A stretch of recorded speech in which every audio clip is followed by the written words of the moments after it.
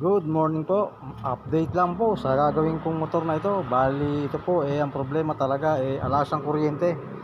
Ito po yung kanyang stock na CDI oh. Ganito po ang itsura niyan. Pero ang sistema po nito, wala po siyang pinagkaiba dito sa CDI na to. Ayan, itong hawak ko na to, itong kulay green ng ano na to.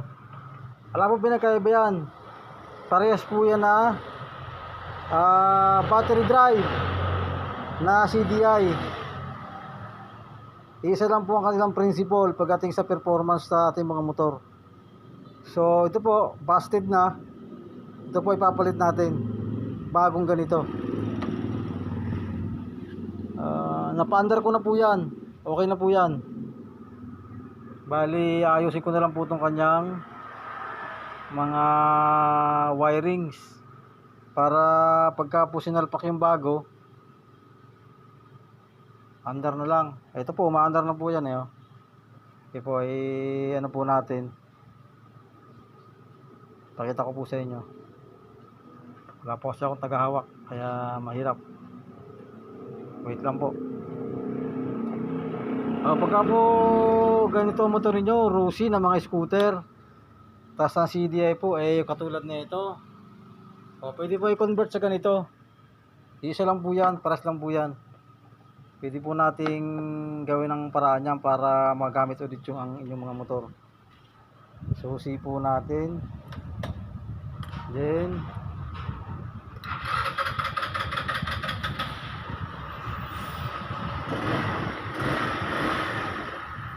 so yan, working na po ulit siya. Maanggap na po. Yun lang po talaga ang naging problema na ito, sa kuryente lang, kaya po ayaw nyo umandar. Shoutout nga pala doon sa may-ari na ito. Doon lang po nakatira no? Doon po sa looban na yun. Bali mga kakilala din po namin.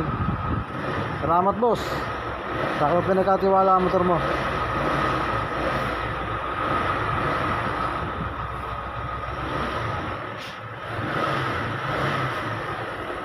Sakit daw niya to ng ulo tuwing umaga.